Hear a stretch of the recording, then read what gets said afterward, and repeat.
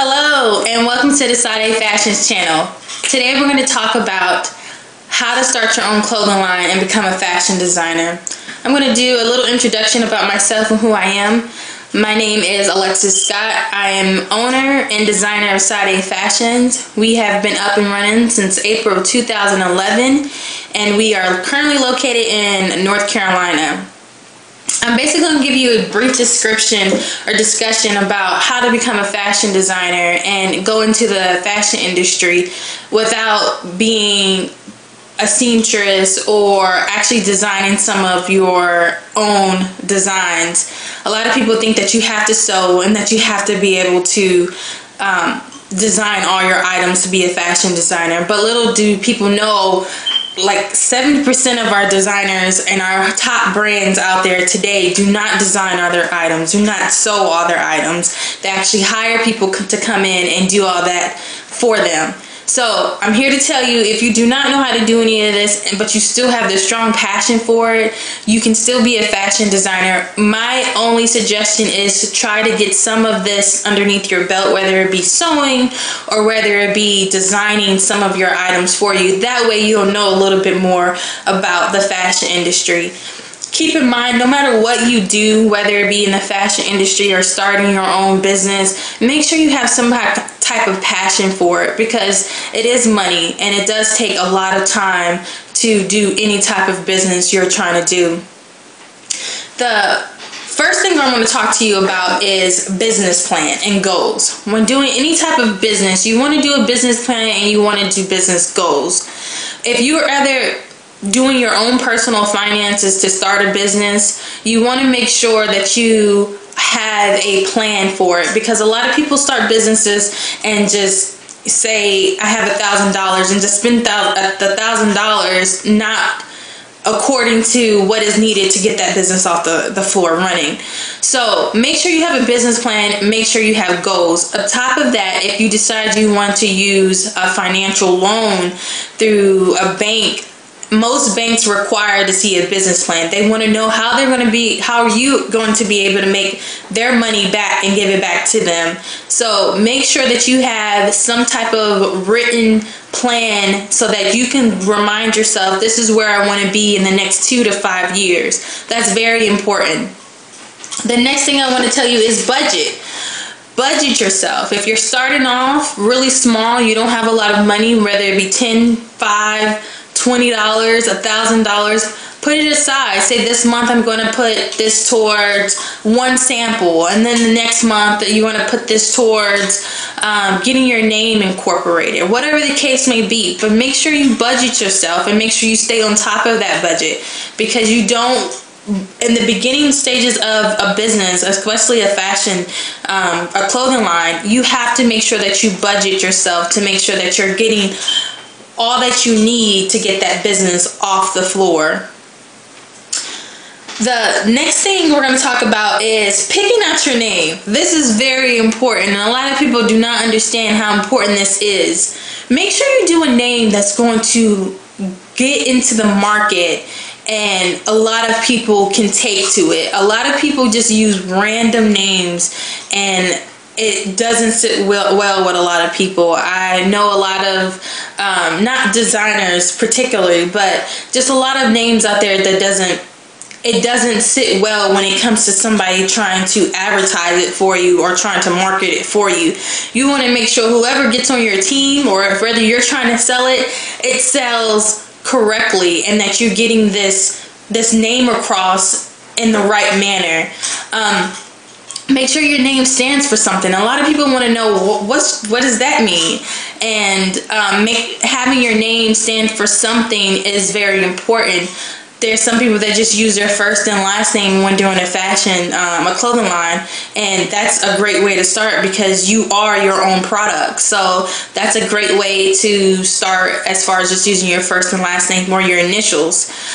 My clothing line is actually called Sade. Sade is my middle name, which also means in Japanese pure one. And with all my clothing or my designs that I do, gives the female more of a pure start when wearing it. We cover all of our body parts inside of our designs and our clothing, so it makes it very unique, but also very appealing to some people. It's very contemporary, very classy, and that's what we try to get across from my line. Sade also broke it down into the acronym. We went kind of deeper into doing what the name meant, which is SADA, which stands for Sophisticated Attractive Diva with Attitude. So it's a great name to get across what we're trying to sell to our buyers and our clients. The next thing we're going to talk about is finding your market. Who do you want to sell to? And when we say the market, we're meaning like the niche. So if you want to do ready to wear, high fashion, contemporary, urban wear, you need to find out what you're best at. And by finding out what you're best at is finding out what you love to design and what people can actually see themselves wearing. And the great way by doing this is design one sample. Take it to somebody that you don't know, not friends and not family, someone that can actually tell you their honest opinion. You don't even have to tell them it's your line. Just say, hey, I have this product that I actually got, and I would love to sell it to you, or see if you can wear it for a day and just see how they like, because they'll tell you, they'll say, no, I don't like this, or this is not who I am, or I don't like the size, or I don't like the style, this is not me. And you just ask them, what can I ask you, what's wrong with this design, or what's the style, what kind of style do you like, and just kind of go back and look at what you really want buyers and other people to see, what you have to offer. So it's a learning period, it's a learning trial. So don't get discouraged when you hear people say, hey, they don't like your designs. That's just life. You're gonna have people love it, you're gonna have people that hate it, but at least you can step out and know where you want your clothing line to be at. Just find out what you're good at, find out what people take to you. A lot of things that got me in the market was I used to dress to impress, and a lot of people would ask me, where did you get your clothes from? And I would always get this, and people would say, hey, you need to start a clothing line. I didn't start a clothing line just because of that. I actually went to college for 4 years, and 6 months after that I actually started my clothing line. But I loved the way I had dressed, so I actually took the way I dressed and actually implicated it in my clothing line, which a lot of people love, because it's hard to find things that is not too revealing, but at the same time shows your curves and your classiness. So that's what I really wanted to get across to my clothing line, because a lot of the stuff you see today on TV shows and music videos, everybody think that's in, especially for teenagers, and that's not the case. I mean, you can still be so beautiful and so sexy and not have to show so much, and that's what we love to do as far as doing my clothing line. I design so many different things that teenagers from ages 13 to our older generations to 53 and up that love the designs that we come out with. So make sure that you have a market where a clothing line where you know it's going to go into the market and do very well for itself. A lot of people just go off what is currently in and copy off some of the music video styles and things like that, and that's a good way to start, because a lot of people want to keep current with the trends. And when you're doing the trends, you also want to stay ahead of the game, stay one step. If they're doing something that is currently seen, try to make a twist to it and bring your own trend, because that's very important. A lot of people don't want to see what everybody else is wearing.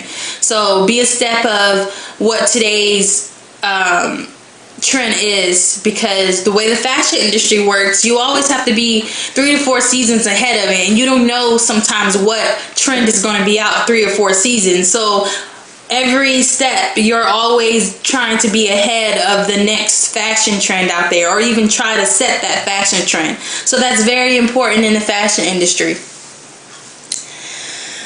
The next thing is testing your product. As I was saying about go out, do your sample, try to see if somebody actually wouldn't wear it or buy it from you. It's really important.